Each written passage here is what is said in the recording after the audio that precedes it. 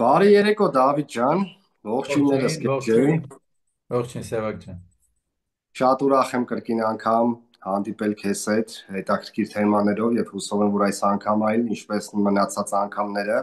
հետաքրքիր կանցնի։ Ա, Եվ ցանկանում եմ նաև ողջույնների հետ միասին ժամանակ չկորցնել, անդրադառնալ մի հատ հետաքրքիր հարցադրման, հարցը վերաբերվում է հրեշտակներին, մեզ հարցնում են հրեշտակների գոյության մասին, իհարկե մենք էլ գիտենք, որ մեզ անտեսանելի աշխարհ գոյություն ունի, ինչը որ մենք չենք տեսնում, բայց մենք իրենց կողմից երևում ենք։ Ուղղակի մարդիկ հարցնում են, թե արդյոք գոյություն ունեն հրեշտակներ եւ արդյոք նրանք մեզ օգնում են, նրանք մեզ հետ են եւ ամեն մարդ, որ ծնվում է այս երկիր մոլորակի վրա, արդյոք ունի իր պահապան հրեշտակը, օգնող, ուղղորդող հրեշտակը։ Ну, կարճի մեջ երևի կցանկանանք սնն անդրադառնանք, Դավիթ ջան, քո տեսակետն էլ ինձ թվում է հետաքրքիր կլինի։ Այնպես որ փորձենք փոքր-ինչ այս թեմային անդրադառնալ։ Ընթրեմ։ Փորձենք, ինչ վերաբերում է հրեշտակներ գոյություն ունեն, թե չունեն, այո, կան, իհարկե կան նման ուժեր, որոնք կոչվում են հրեշտակ։ Մի բան գիտեմ, որ մենք բոլորս զգում ենք, հավատանք, չհավատանք, բայց զգում ենք, որ որոշակի ուժեր կան, որ շատ անգամ որոշակի խնդիրների կամ փորձանքներից օգնում է, որ դուրս գանք, թե հիմա դրանց կասեն հրեշտակներ, պահապան հրեշտակներ, աստվածային ուժեր կամ Աստծո ձեռքը այդ ամենը արեց, ով ոնց կամենա թող տեսել կարծի։ Դա էական չի իմ համար ավելի էական է ճանաչել տիեզերքը որպես մի մարմին, որի մի մասնիկն ենք նաև մենք։ Իսկ ինչ վերաբերում է նաև նրան, թե կան նմանատիպ էակներ կոնկրետ թե չէ, դա ոչ մի օգտակար ինչ որ մի բան չի տալու։ Չի տալու մեր ինքնաճանաչման, մեր առաջընթացի համար։ Ընդհանրապես մնալու է որպես մի ինֆորմացիա, որ որևէ մի մահկանացու անձինս ինձ կամ քեզ կամ մյուսի ասելու է, որ կա կամ չկա։ Այսպես կուզեմ պատասխանած լինեմ զուտ հարցը բարձրացնողի համար, հուշելով, որ ավելի կարևոր բաներ կան մեր կյանքում, որ կարելի է դա ճանաչել, մինչ հասնելու համար այն գիտակցության, որ ոչ թե իմանանք հրեշտակ կա թե չկա, այլ ի վիճակի դառնանք տեսնելու այդ բոլոր էակներին։ Քանի մենք ի վիճակի չենք տեսնելու նման էակներին, չենք հասել այդ մակարդակին, հա, որ տեսնենք այդ էակներին, իմաստ չունի էլ մտածել այդ մասին։ Ընկալել էր ասածս։ Իսկ եթե որևէ մեկն էլ տեսել է այդ կամ շփվում է տվյալ էակների հետ, իրական մարդ, ով որ իրոք շփվում է, հավատացնում եմ, որ ինքը ձեր ուզած ձևով երբեք չի ասի այդ մասին, որովհետև ինքն է արժանացել նման բարձր հաճույքի, այսպես ասած, եւ ով հասնում է միայն իրան է տրվում այդ տեսնելու, ճանաչելու եւ նման էակների ներկայությունը վայելելու, այնպես որ հարցի պատասխան անձամբ ինքս փորձեմ այս ձևի մեջ, ձևաչափի մեջ տալ, իմ տեսանկյունը ասելով, որ պետք է մարդ ինքը հասնի այն բարձրության, լուծելով առաջնային որոշակի շատ ավելի ինքնաճանաչման դաշտի խնդիրներ, որպեսզի բացվի իր աչքերը եւ կարողանա տեսնել արդեն իր պահապանները, հրեշտակներ են, դևեր են, աստվածային որոշակի այլ ուժեր են, թե ինչեր են։ Կարծում եմ շատ բարդ չեղապատասխանած, փորձեմ այս ձևով սահմանափակվել այս հարցի շուրջ։ Լավ։ Շնորհակալ եմ Դավիթ ջան, համաձայն եմ ասացնելիդ հետ։ Այո, այդ աշխարհը ռեալ գոյություն ունի եւ ինքնաճանաչման միջոցով, քանի որ ողջ ամբողջը մեր ներսում է, մենք կարող ենք հասնել այն վիճակի, որ արդեն հնարավորություն կստեղծվի մեր համար շփվել, ինչու ոչ նաև տեսնել նրանց, եւ քանի որ արդեն դու հասկանում ես ինքնաճանաչման ժամանակ ով է, այդ ժամանակ արդեն քեզ չեն կարող խաբել, որովհետեւ քո գիտակցականը իգրա ռազումով տենց է կոչում, կարա քեզ խափի ներկայացնելով հրեշտակ, ինչպես նաև Հիսուսն ասեց, իմ անունով կգան, լույսով հրեշտակի կերպարներով էլ կարող են գալ ձեզ մոլորեցնել, բայց եթե դուք Քրիստոսի միտքն ունեք, ամեն ինչ կքննեք եւ ոչ մեկից չեք քննվի։ Այսինքն տվյալ արդեն քո գիտակցական աճին զուգընթաց եւ քո վիբրացիաներին համահունչ էներգիաների մեջ եղող մարդը կարող է հստակ հասկանալ, թե տվյալ ժամանակ ում հետ ինքը գործ ունի։ Շնորհակալ եմ, ես չեմ ուզում շատ ծավալվեմ հրեշտակների Ավելի թեմային։ Սեոկյան, ավելի կարճ կոնկրետ պատասխան իհարկե կլներ հա, այո կամ ոչ, բայց չգիտեմ ինչ կտա դա հարց տվողին, դրա համար փորձեցի այդ կոնտեքստի մեջ իմ կարծիքը արտահայտել, որ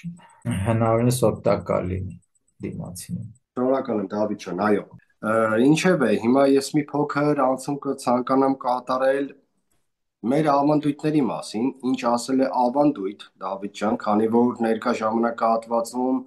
մեդիա հարթակները լցված են նոր աշխարհակարգի գիտելիքների շոշափելու թեմաներով եւ ամեն մեկ ասում է արդեն հինը վաղուց անցել է եւ գոյություն չունի, թեև այո մեծամասնությունում շատ բաներ կան, որ արդեն չեն աշխատում հինն եւ նոր աշխարհակարգը ունի իրեն ուրույն գիտելիքները, քանի որ ֆրակտալ է, ամբողջ տիեզերքը եւ պարուրաձև շարժում, նաև մենք ունենք այդ պրեցեսիոն անցումը, որ 25920 տարին մեկ է կատարվում եւ հիմա այդ ցիկլները անցել են, նոր ցիկլ է սկսվել ջրոսի դարաշրջան, մինչդեռ շատերը այս գիտելիքի իմացության ավանդակ բոլորն են առնում ոտքերի տակ, բոլոր հիմնովի գիտելիքներն են միտված նախ նոր աշխարհին, հին աշխարհից եկած մեր գիտելիքներն են ոտքերի տակ առնում, իսկ ես կարծում եմ, որ դա այդպես չի, կան այնտեղ իրոք մարգարիտներ, որոնք ժամանակի վրիպումից դուրս են եւ ժամանակը դրանց վրա ազդեցություն չունի, նրանք գոյություն ունեն, պատահական չի, որ ունեցել ենք այնպիսի մարդիկ, ովքեր դրանք ավանդել են, հենց ավանդ բառը շատ հենց գեղեցիկ է, որ ավանդեցին, կտակեցին, հա, խոսքը կտակարանի մասին չի բնավ, ինչը որ տենց դրա ավանդակ քողարկվեց շատ բաներ, բայց ինչևէ մեր պապերը եւ մեր քաղաքակրթությունը շատ գեղեցիկ, հրաշալի ոսկիներ ունի, հոգևոր մեզ փոխանցած ավանդած, ինչը չեմ ցանկանա, որ այս արտի ժամանակահատվածում դա ոտքերի տակ առնվի եւ գնա դեպի ջուրը։ Այդ մասին կցանկանանք խոսել աշխատող գործիքներից,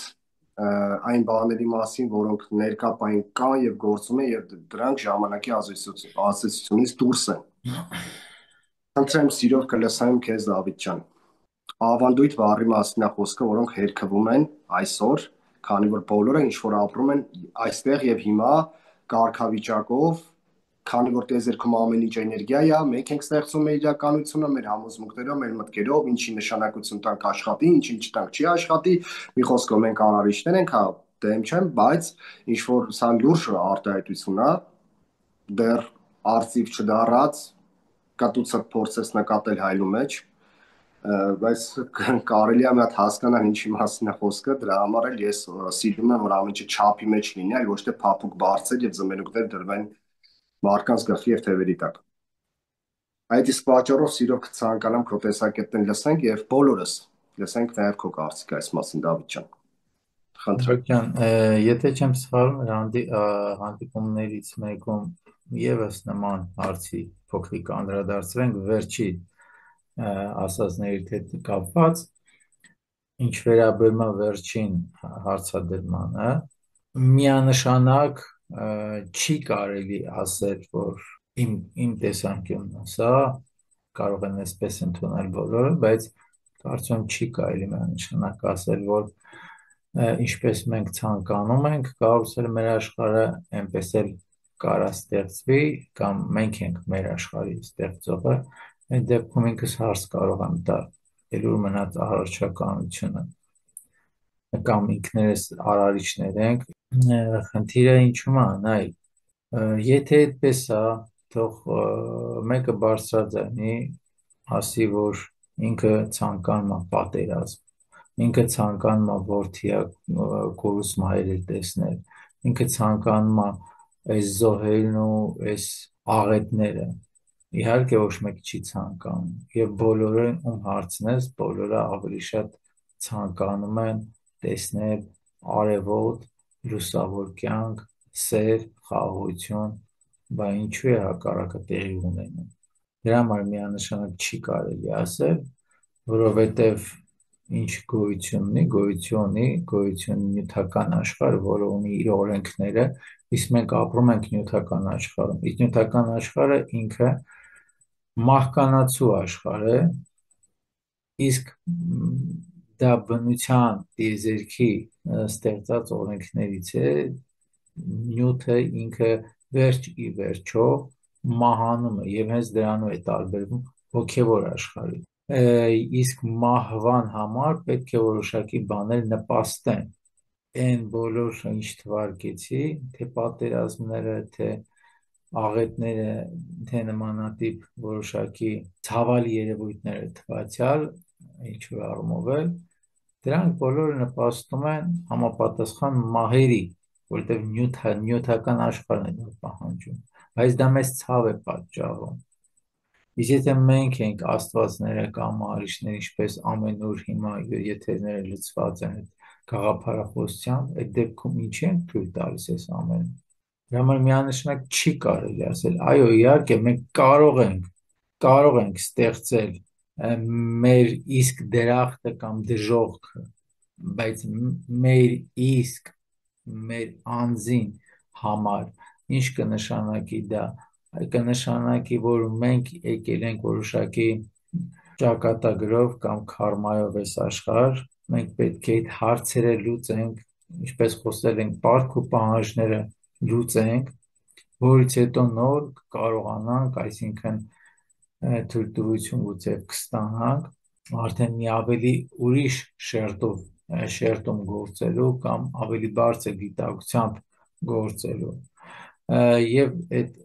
տարբեր ծնոտների հերթականությունից հետո գուցե կգա արդեն այն ժամանակը, երբ ինքներս նույնիսկ կորոշենք, երբ ծնվենք, երբ մահանանք եւ դա էլ վերջնական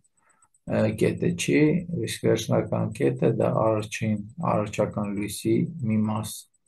լինել է եւ միանալն է այդ ընդհանուր արարչական լույսին։ Իհարկե մեր քայլերի տերն ենք մենք, ինքներս ենք որոշում այս ուղղությամբ գնանք դեպի կործանում, թե այս ուղղությամբ գնանք դեպի լույս։ Մերն է որոշումը։ Հիմնական դեպի կործանում տանող ճանապարհի դրված սնունդը, գործիքները եւ ամեն ինչ գայթակղի ձևով է ներկայացված եւ մենք գնում ենք այդ գայթակղությունների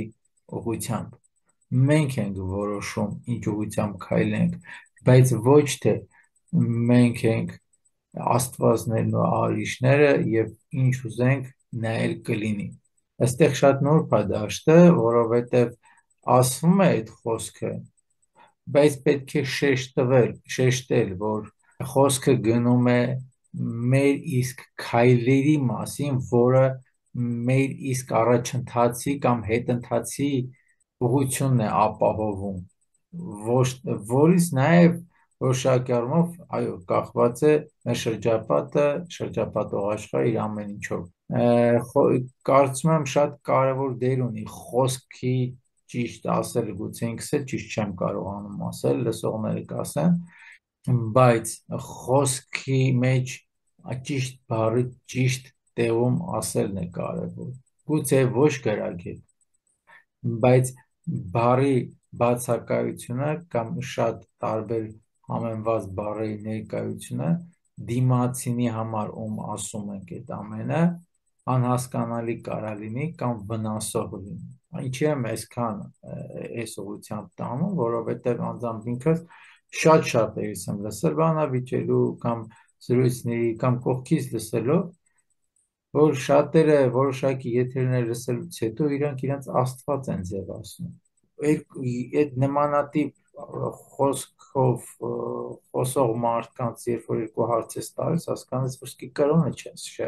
սերտել իրանք, բայց արդեն իրանք իրանց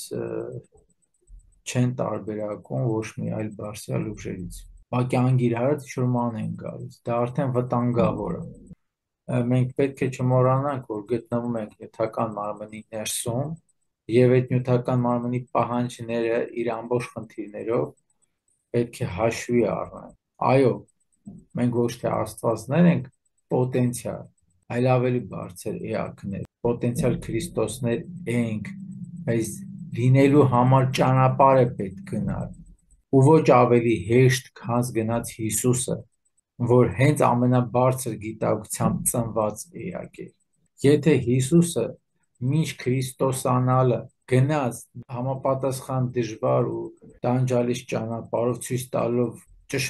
լույսին միանալու ճանապարհի ձևերը ամբողջ, կանգնել ասել մենք աստվածներ ենք, մենք ենք ցանկանում ոնց լինի մեր շրջապատող աշխարհը,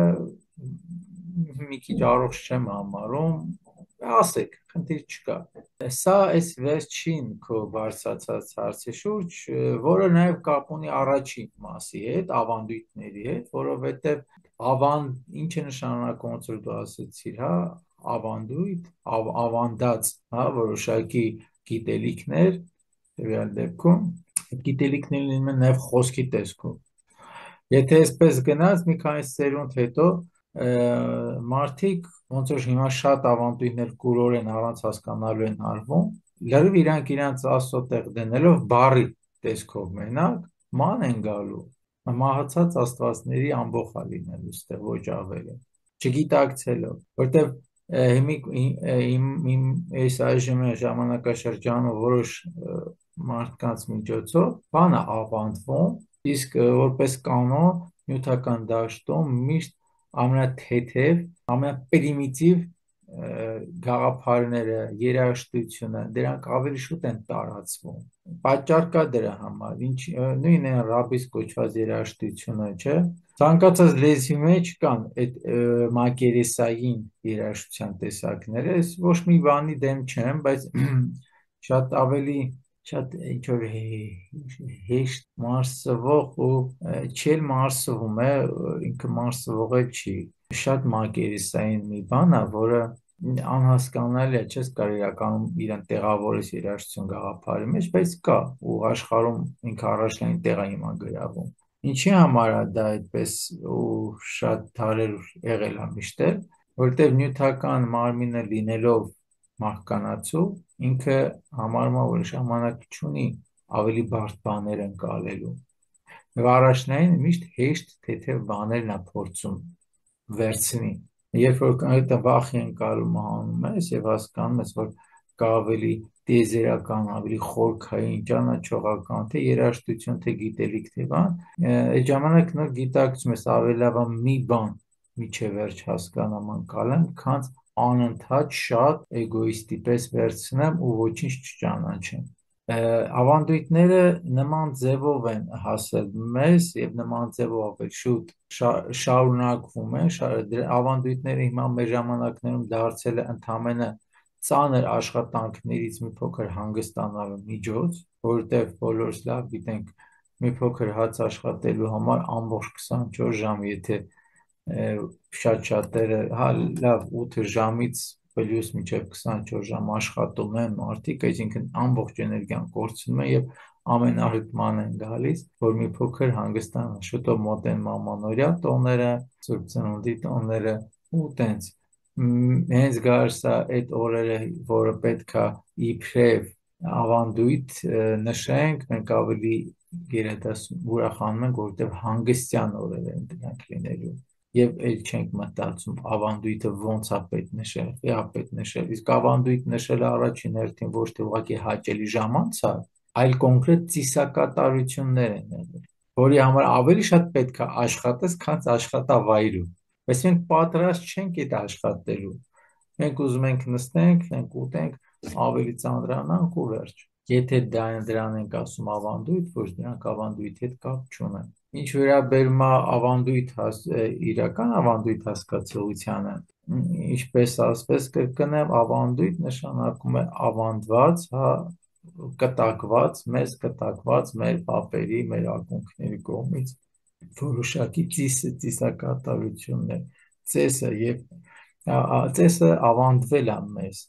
Մենք ծեսերը պիտի ճիշտ կարողանանք ճանաչել։ մեզ ավանդվել են շատ ծեսեր, բայց չգիտենք այդ ծեսերը երբ են արվել, ինչի են արվել, կամ ինչ ձևով պետք է արվեն։ Իհարկե, այդ ծեսերն էլ պետք է հասկանանք, որ ժամանակների ընթացքում տարբեր ծիսակատարություններ են առաջանում, բայց եթե ավելի ակունքները գնանք, որոշակի ծիսակատարություններ փորձենք ճանաչել, կհասկանանք, որ այդ ամենը ունի կոնկրետ հիմքեր, որոնք պետք է մաքրենք, զտենք մեզ հասած ձևերը, մաքրենք, զտենք եւ փորձենք ճանաչենք որն է պատճառը տվյալ ծեսի, այսինքն որ հավատալիքի, որ աստվածությանն է ուղղված, որ ուժերին կանչելու կամ ինչ որ բան խնդրելու համար է ուղղված տվյալ ծեսը, նոր կատարելը, հակառակ դեպքում առանց իմանալու, ուղղակի իմ տեսանկյունն եմ ասում, վտանգավոր է անելու։ Ինչ վերաբերում է ծիսակատարությունների, ինչպես ասվեց, ծեսերը պետք է հասկանանք ում են ուղղված, ինչի համար են ուղղված։ Շատ հետաքրքիր մի հատ բան կա։ Եթե մենք հիմա քրիստոնեական դարաշրջանում ենք, մի աստվածության պաշտամունքի մեջ ենք, բոլորս մեր հետևորդները, եթե պետք է ասեմ, որ մենք քրիստոնյա ենք եւ վերջ, այդ դեպքում այդ ծեսերը արդյոք պետք են, եթե այդ ծեսերը եկել է օրինակ բազմաստվածության շրջանից։ Չնայած ասեմ, որ շատ բան չի փոխվել քրիստոնեության դարաշրջան մտնելով, մենք էլի բազմաստվածության գաղափարախոսությունների կրողներ ենք, անգիտակցաբար ուղղակի, որ նույն կրակապաշտություն գաղափարը քրիստոնեության մեջ էլ կա, էլի չգիտակցված եւ մենք ինքներս նաեւ մերժում ենք այդ գաղափարը բազմաստվածության, բայց անում ենք որոշակի չգիտակցված գործողություններ։ Սովորական օրինակը բերեմ նույն մոմավառությունը, որը հենց կրակի հետ է կապված, ինչքան էլ ինչ որ մտքեր դնեն, որ թելը, մոմը եւ կրակը Սուրբ Երրորդությունն է եւ այլն, բայց կրակի ծեսի հետ է կապված եւ սա կրակապաշտություն կամ հարևապաշտությունը ամենևին չի նշանակում, որ մարդիկ արև են պաշտել, ուղղակի արևի լույսը որպես անմար լույսի աղբյուր, դա համարվել է արարչականի խորհրդանիշ եւ ըստ այնը որպես խորհրդանիշ արևի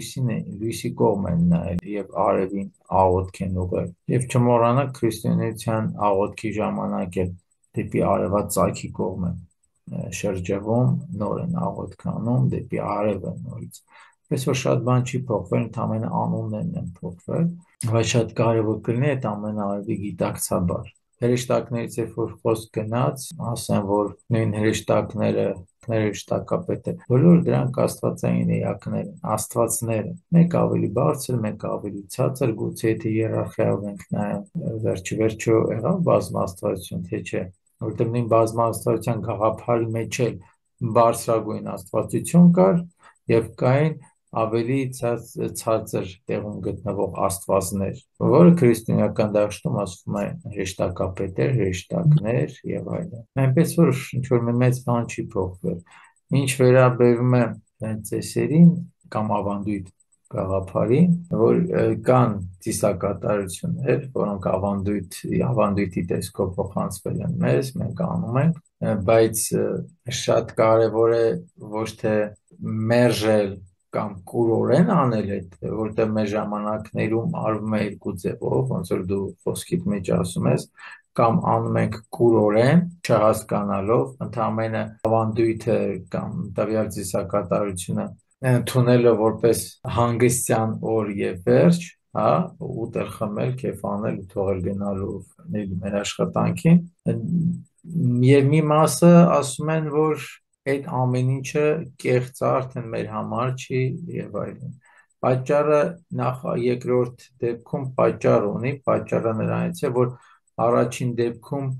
այնքան են մարդիկ անում այդ ծիսակատարությունները չգիտակցված, որ հոգնում են, որովհետեւ մարդը ինքը ուզում է ինչ անում է իմաստը իմանալ, բայց չգիտակցելով պատճառը իրանք հոգնում են եւ սկսում են արդեն այլ բան անել, ասելով որ մեզ պետք չեն այդ ավանդույթները։ Լավ, խնդիր չկա։ Եթե պետք չեն, ինչի համար պետք չեն, եթե պետք են, ինչի համար է պետք։ Դա է շատ կարևոր։ Մեզ փոխանցված այդ բոլոր ծիսակատարությունները, նաև երգերաշտությունը, պետք է հասկանանք որ ժամանակից եկել, որ ավելի հին ակունքում է գտնվում եւ որը ինչ որ ձևափոխություններով է հասել մեզ։ Դա շատ կարևոր է, որովհետեւ որը որ հին ակունքում է գտնվում, դա պետք է համեմատել այն նույն մեզ փոխանցված կտակի տեսքով փոխանցված տան հետ, տան հիմքի հետ, որի վրա կառուցված է եւ ամենուր ամեն սերունդ կարող է նոր հարկ ավելացնել կամ ներսի վերանորոգում անել։ Իսկ ընթացքում նոր ավելի ժամանակներում որոշակի խնդիրներից ելնելով ձևավորված որոշակի ավանդույթները կարելի է համեմատել այդ վերանորոգումների հետ, որը պարբերաբար կարելի է փոխել, բայց երիք է ձեռ տվեցիր կամ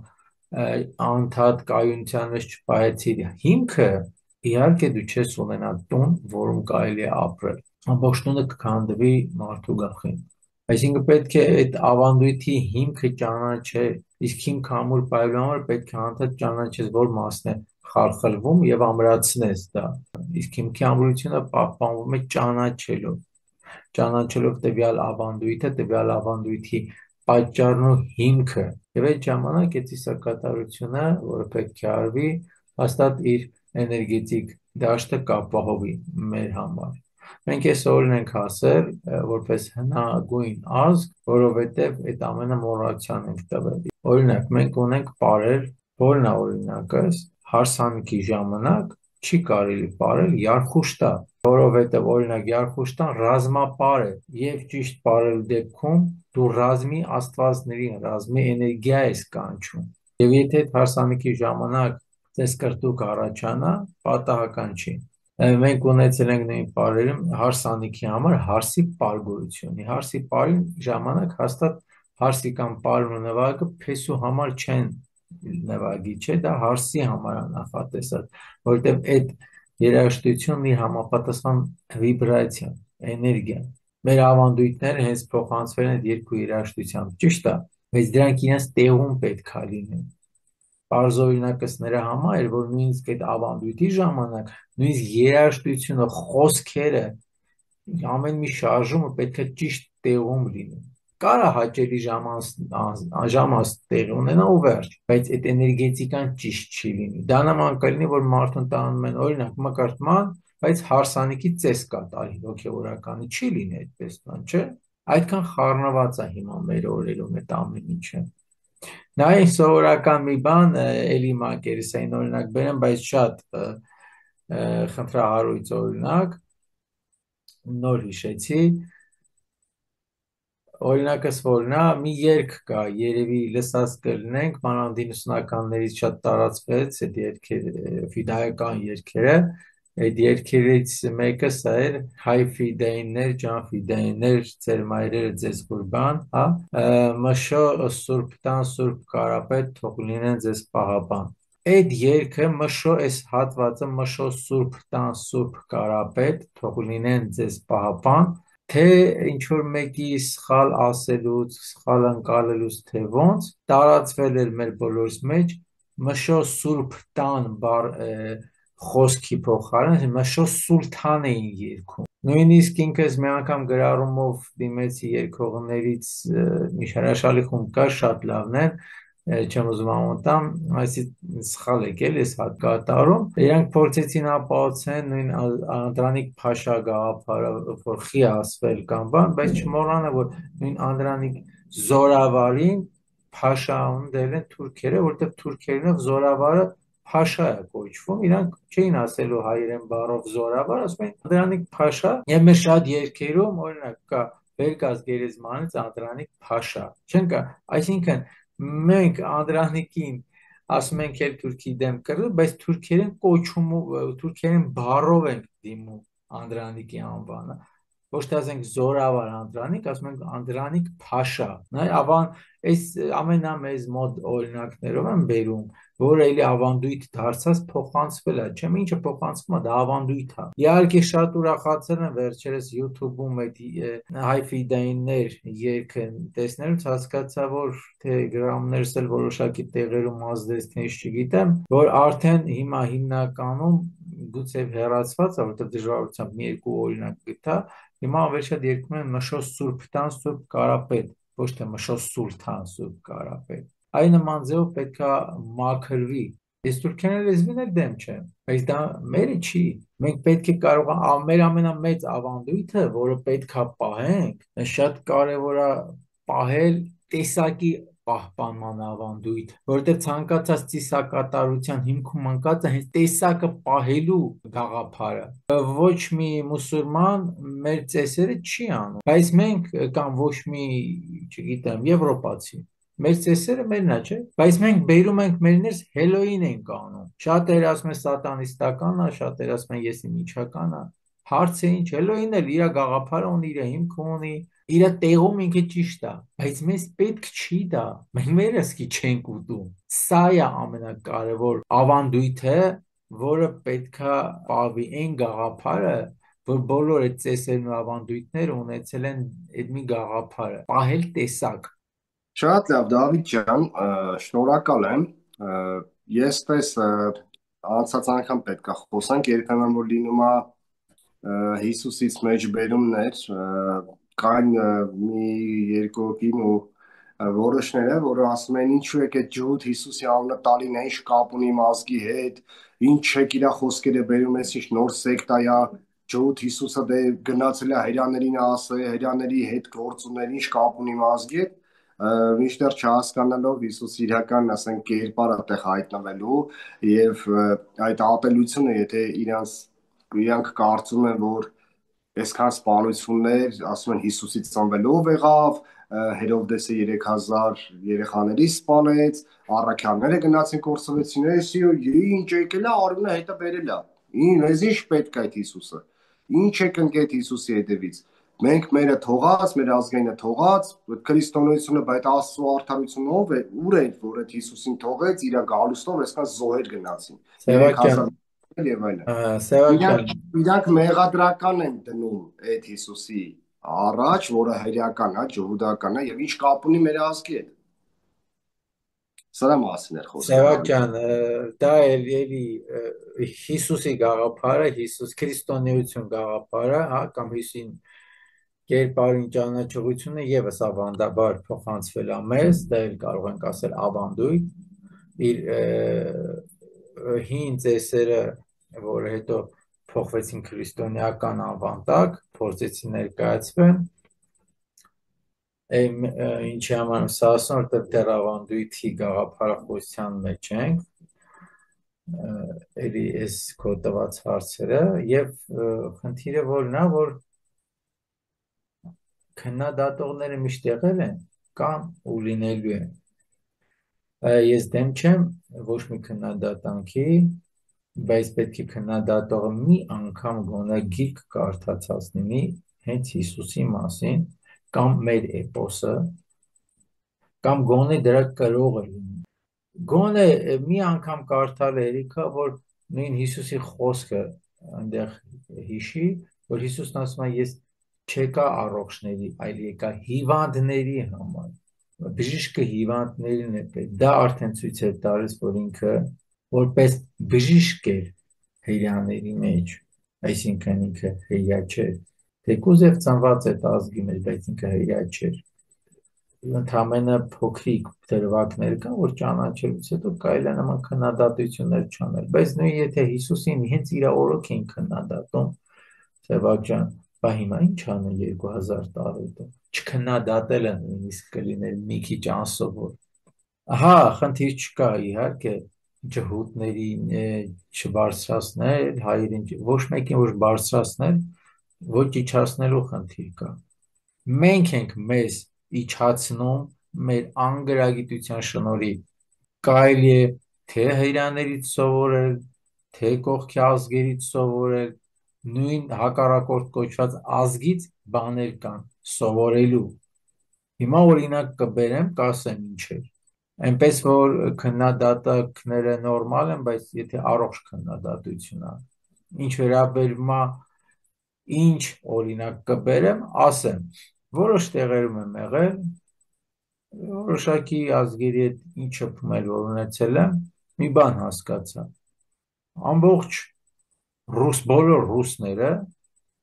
խոսում են ռուսերեն։ Շատերը գիտեն շատ լեզուներ, բայց խոսում են ռուսերեն բոլորը, անխտիր։ Վրացիները, մեր կողքի հարևան, խոսում են վրացերեն։ Չկա մեկ ասի, ես ռուսական դպրոց եմ ավարտել, ես վրացերեն չգիտեմ։ Ադրբեջանցիները խոսում են ադրբեջաներեն, պարսիկները պարսկերեն, բայց ցավոք սրտի մեր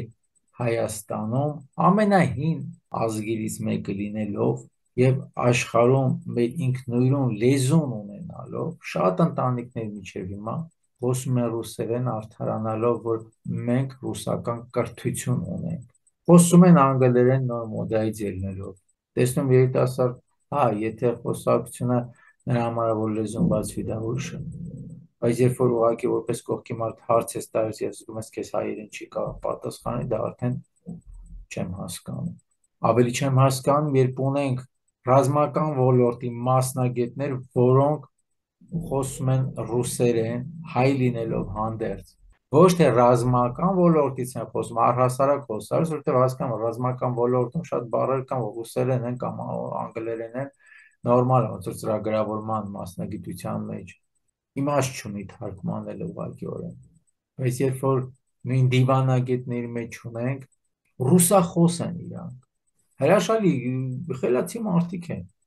բայց երբ որ դու քո լեզուն չգիտես, դու արդեն վատ դիվանագետ ես, դու արդեն քո տեսակը պահող չես, դա է ցույց տալիս, որ դու քո տեսակի կրողը չես լիարժեքորեն, դա իմ կարծիքը ընդունեք։ Ընդամենը Հայաստանից դուրս ապրող ցանկացած մարդու գոնե թորը արդեն այլ ազգի, այլ լեզվի կրողը եւ մոռանում է հազարից մեկ, ոնց որ հազարից մեկ վրացի կամ ադրբեջանցի կամ ռուս կամ պարսիկ չինացի կտեսնես, որ իր լեզուն չգիտի, իսկ մեր մոտ կտեսնենք հազարից մեկ ընտանիք, որ երկրորդ, երրորդ սերունդը այլ հողի վրա հայերենը պահում են։ Համաձայն Այլ ազգերը օտար տեղերում էլ իրենց լեզվով խոսում են, իսկ մենք հեշտությամբ ձուլվում ենք։ Այդ դա է մեր խնդիրը։ Պետք է տեսակը պահելը ավանդորեն փոխանցենք։ Քննադատելը հեշտ է, հա քննադատենք, խնդիր չկա։ Իսկ ինչու հիրաներից չսովորենք այն, որ ոչ միայն իրենց տեսակը պահում են, ամբողջ աշխարհի մի մեծ մաս գրավող կրոն քրիստոնեության հիմքում, մուսուլմանության հիմքում իսլամի դրված է հենց իրանց իսկ էպոսը, պատմությունը։ Իսկ մենք պետք է իրանցից սովորենք, ոնց պետք է մեր էպոսը տարածենք, ճանաչենք։ Իսկ տարածելուց առաջ նախ պետք է կարդալ ու տարածել նոր։ Ամբողջ հիրաները կարում են անել, մենք պիտի իրանցից չսովորենք մերը տարածել։ Ոչ թե հիրաները տարածել է, իրանց նման մերը տարածել։ Իհարկե, բոլորից պետք է բան սովորել։ Վերջի վերջո մեր ժամանակներում մեր հակառակորդ դաշտի ղեկավարությունը իր արած քայլերը ու մեր երկրում արվող որոշակի քայլեր չքաղաքականացնեմ ուղղակի։ Կարող ենք չէ բան սովորել։ Ինչ չանենք հակառակորդ երկրի մասին ենք խոսում։ Վերջի վերջո դիմացին հաղթելու համար իր լեզուն ճակերտավոր լեզուն լավ պետք է սովորես։ Իր լեզվով պիտի խոսաս։ Ինքը զենք ավելացն, դու 10 այդքան պետք է ավելացնես, ոչ թե կրճատես բյուջե եւ նման բաներ։ Շնորհակալ եմ Դավիթ ջան, այո, համաձայն եմ ասածներիդ հետ, ցավոք ուղղակի այսօրվա նորագույն գիտելիքներով տոգորված որոշները եւ այս մեծ խառնաշփոթի աժոտաժի մեջ շատերը կարծում են եւ պնդում են, որ դե ազգայինս որն է, տեզերքում ամեն ինչ մի էներգիա է, մենք գնում ենք մեկացման, տարբերություն մի դրեք, ես ինչ ազգին, ինչ ազգի մեջ, մենք բոլորս մի ընտանիք ենք, բոլորս մեկ ենք, ես դեմ չեմ, այո, բոլորս մեկ ենք, նույն ձևել ջուրը եւ ձեթը նույն առարչական էներգիայով է, որ գոյություն ունի երկիր բոլորակի վրա, դե փորձեք իրանց հետ խառնել իրար, տեսեք, որ չեն խառնվում, ուղղակի ձեթը ջրից առանձնանում է իր տեսակարար կշռով։ Ինչքան էլ որ մենք համանենք մի էներգիայի մենք բոլորս տենց հեսա մեկ ենք, հələ այդտեղ հասնելու համար մենք ժամանակ ունենք, դեռ ճանապարհ ունենք անցնելու եւ պետք չի որ թազը չորեդ վառենք եւ գնանք։ Ես կցանկանամ, որ մի քիչ մարդիկ ավելի սթափ կարողանան վերլուծել, այո, կաթից էլ կարող է ստանալ 4 տարբեր մթերքներ կամ տարատեսակ պանիր, կարագ, ենթադրենք սմետան մածուն, բայց մեկը կարող է ուտել պանիր, որը նույն կաթնամթերքն է, բայց կաթից ունենա ալերգիա։ Ենթադրենք սովորական կաթ կամ մածուն չկարողանա ուտել։ Եկեք չխառնենք մեկը մյուսին։ Նույնիսկ նավթից կարող ենք ստանալ բենզին, բայց դու քո մեքենան եթե բենզինով է, դու չես կարող այնտեղ նավթ լցնել ու քշել, ասել դու մի էներգիայից է դա այնտեղից է դուրս եկել։ Եվ այդպիսով նաև քանի որ այս նորագույն գիտելիքների հիման վրա ասում են ինչին հավատաս այնպես կլինի, այսինքն եթե դու թուղթուգիր են արել քո վրա եւ դու չես հավատում թուղթուգրին, նա չի աշխատի քո վրա։ Ես այստեղ եմ տեսնում բացակայություն լրացման, որովհետև դա միանշանակ այդպես չի, եթե չես հավատում, դու դեռ նեյտրալ վիճակում ես եւ դու չունես համապատասխան ատրիբուտը եւ զրահաբաց չկունը, բայց դեպքում ինչ անել, միայն չհավատալով դու նրան չես չեզոքացնում, որովհետեւ նա որոշակիորեն էներգիա է ուղված քեզ կամ այն օբյեկտին, որի վրա կատարվում է նմանատիպ աշխատանք։ Եվ նաև անունների հետ կապված, երբ որ անունները դնում են մարդու վրա եւ ասում են դե կապ չունի ինչ անունա դրվել, այս անունն այն անուննա հայկականա թե չէ, ինչ չեք խորացել, կարևորը մենք ոնց ուզենք մեր համոզմունքներով տենց կաշխատի։ Դա էլ տենց չի, ուրեմն մեր մասնագետները առաջվա հրաշալի մեկնիշները, իմաստունները հիմար էին եւ մեր չափ չէին հասկանում, ու չէին կարողանում տեսնել այդ էներգիաներն ու վիբրացիաները, իրանք ուղղակի տենց իրանք համար համոզմունքներով հորինել էին։ Լավ, հասկացանք, ինչ որ կրոնի դոգմաներից ելնելով որոշները տենց էլ վարվել են եւ խեղել են ամեն ինչ, բայց խոսքը եթե լուրջ իմաստասերների մասին է, որոնք ստուգված, փաստացի ստուգված գիտելիքների արկայությամբ հրամցրել են մեզ եւ մենք շնորհակալ ենք արարչությանը, որ դա եկել հասել է մեր օրեր եւ մենք փոխարենը դա ճանաչենք, ուղղակի ուզում ենք հերքել, պղինձը ոսկու հետ շփոթել։ Ես կարծում եմ դա այդքան էլ առողջ չի Դավիթ ջան։ Կխնդրեմ երկու խոսքով էլ դրանց ալադառնաս եւ երևի կարծում եմ այսքանով եզրափակենք մեր այսօրվա հանդիպումը։ Դա Անունների հետ ինչ թուղթուկրի հետ վերաբերում է առաջի հատվածին թուղթուկրի, նման գործիք հակասма կամ նման գործողությունները զբաղվող մարդիկ կան, բոլորս լսել են, ճիշտ է, բոլորս լսել ենք այդ մասին եւ մի բան կարող եմ ասել, որ այո, այդ գաղափարն էլ կա, որ հավատաս կկպնի ոնց որ չհավատաս ոչ մի բան չի անի։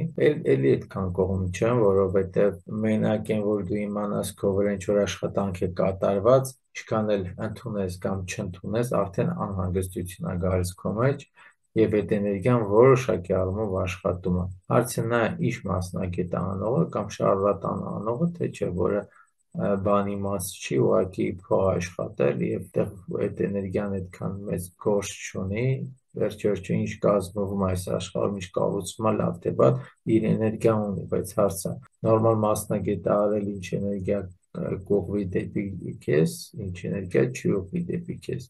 Ինչ վերաբերում է նրան, որ դու ինչքանով կկենտրոնանաս դրա վրա, հա, ինչքան քիչ կենտրոնանաս, այնքան թույլ կլինի էներգիան, բայց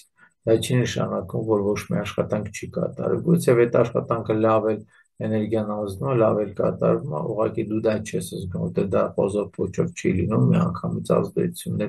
ամեն անգամ չի որ թողում նմանատիպ աշխատանքներ, հա, սև դաշտի գործիք հակազմից, հա, այնպես որ այն թուրն բռնում է, որ իմ կարծիքով թուրն բռնում է, որ եթե մենք էդի բանատեղ չենք դնում ինքը ոչ մի բան, այդքան էլ միանշանակ էլ չարժի նայել, հատկապես ամենավտանգավորը դա չի, որովհետև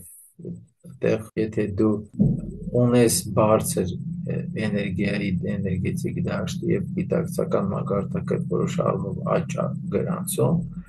այդ ժամանակ միայն դու կկարողանաս չեզոքացնել քո ներքին էներգիայով կամ ուղղակի այդ վրա ազդեցություն չի կարող ունենալ որոշ առումով։ Իսկ եթե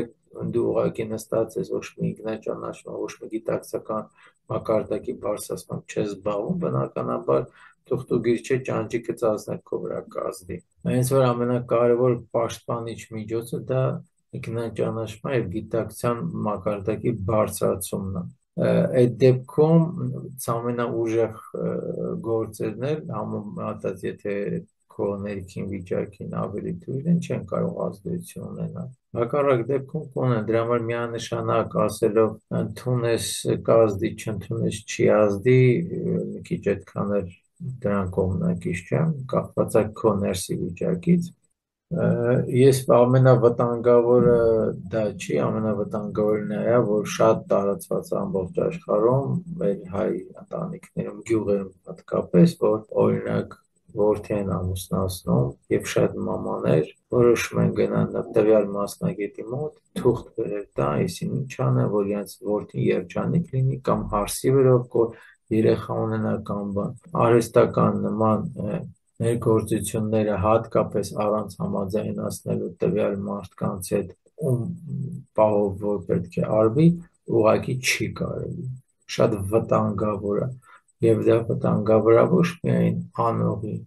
ոչ միայն իր որդու, այլ ամբողջ մի սերնդի համար է վտանգավոր։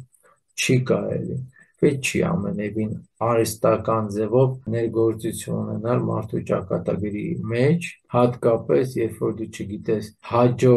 հաջորդի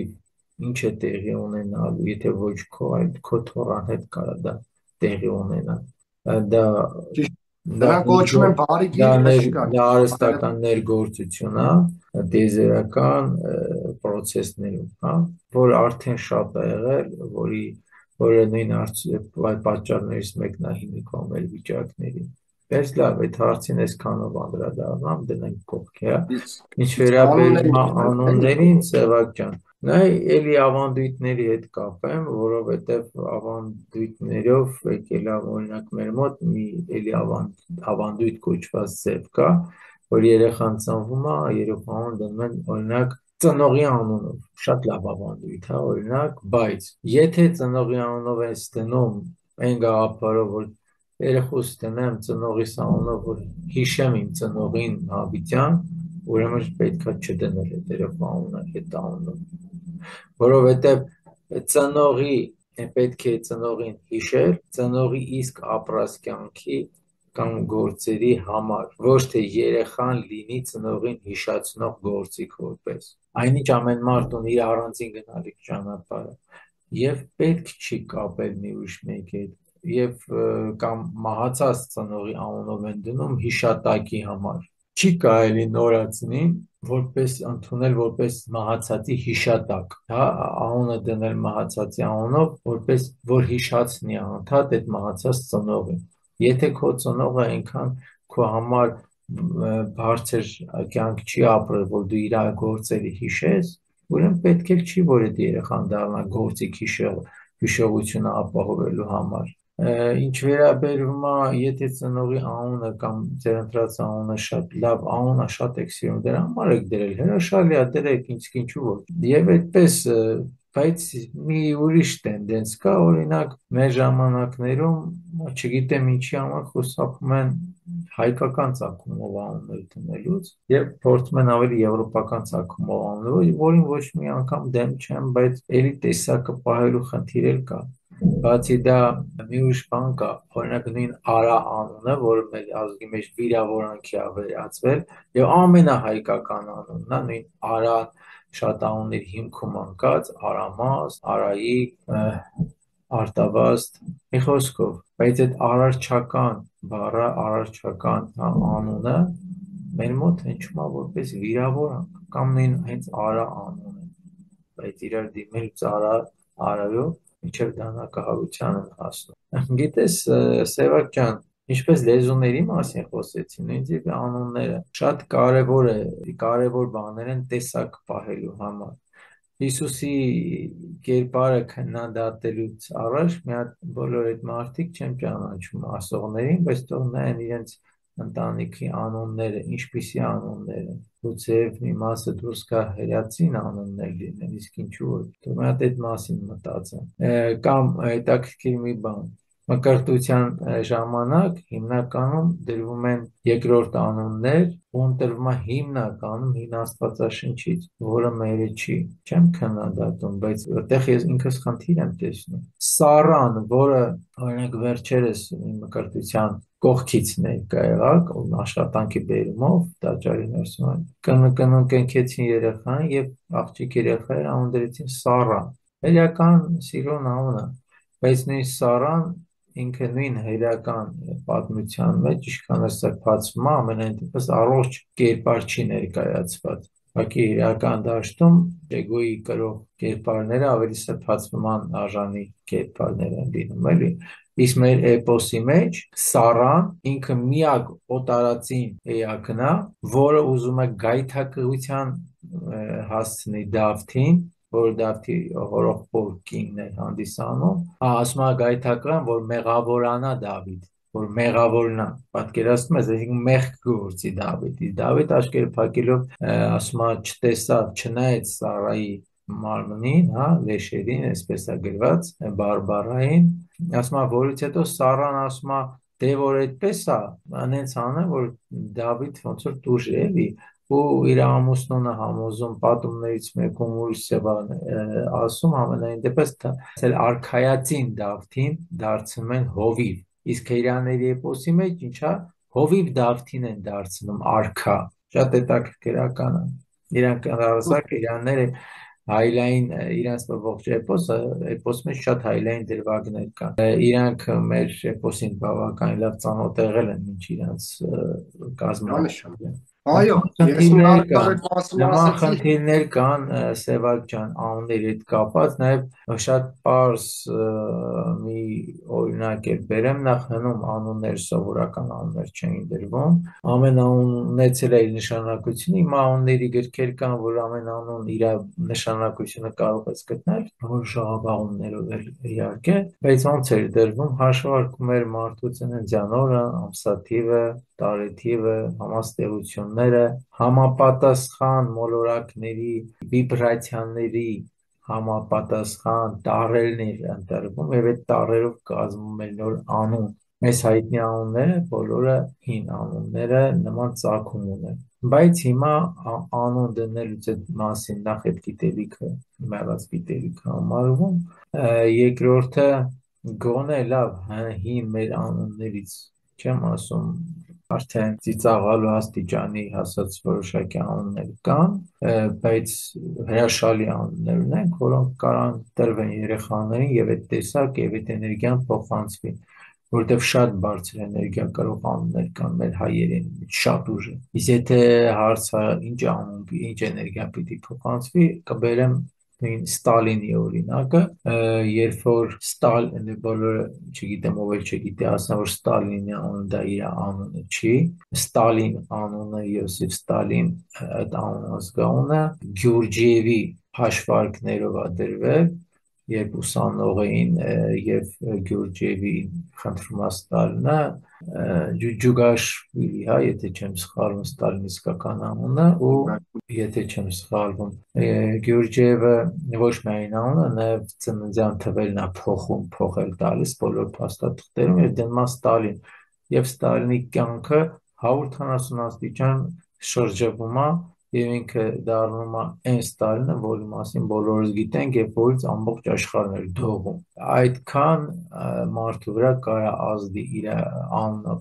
անունը, ծննդյան թիվը եւ նույնիսկ փոփոխությունը, փոփոխելն է ազդում մարդու վրա։ Այստեղ շատ անգամ կնքում են անուն Սևակ ջան, բայց ասում են կրճատ ասել, դա էլ ճիշտ չի։ Կրճատումներով քաղցրացնելով են դիմում ու ամբողջ կյանքում հետո դա դառնում է մականուն, հետո էլ ասում ենք մի խոսքով այդ մարդու այսպես ավելի չխմանրանալու համար ասեմ, եթե այդ մարդու անունը դիմվի ինձ ոնց որ դրվել է, որը ճիշտ կլինի, այլ ընթացք կունենա, հարցը լավ ու վատը չի, բայց եթե կրճատում ես իր տվյալ մարդու անունը, արդեն դու կրճատում ես նաև որոշակի խնդիր, որոշակի բաներ, կամ երբ որ քաղցրացնելով իգեր ես ավելացնում, այդ մարդուն պահում ես մինչև հասուն տարիքներ եւ գումարած ինքը մնում է դեռ մանկական ինքնահաստատման գաղափարների մեջ Թող մնացած արդյունք իրենց վրա կարողանան աշխատել, եթե ոչ ամեն անգամ միշտ կմնան այդ անվան լծի տակ, ուրեմն իրենք չեն կարող որոշակիորեն աճել, իրենք իրենց վրա աշխատեն, ուղղակի այն դա որ նաև շրջապատի վրա էլ ազդում, Սևակ ջան։ շատ բարի Դավիթ ջան, շնորհակալ եմ այսօրվա եթերի համար, շատ հետաքրքիր էր եւ կարծում եմ մեր դիտորդներին նույնպես հետաքրքիր եւ օգտակար կլինի։ Ուրախ եմ, որ այսօր էլ հարիթ ունեցանք նորից զրուցելու, շնորհակալ եմ քո հյուրընկալման համար։ Հետագայում կրկին հետաքրքիր թեմաներով կարծում եմ առարժի կամոք առիթներ կունենանք հանդիպելու։ Փոխադարձ շնորհակալ եմ, Սևակ ջան։ Շնորհակալ եմ Դավիթ ջան, ամենայն բարիք եւ խաղաղություն բոլորիս, լավ Ամեն։ լինենք, կհանդիպենք։ Այո, Ցտեսություն։ հաջողություն։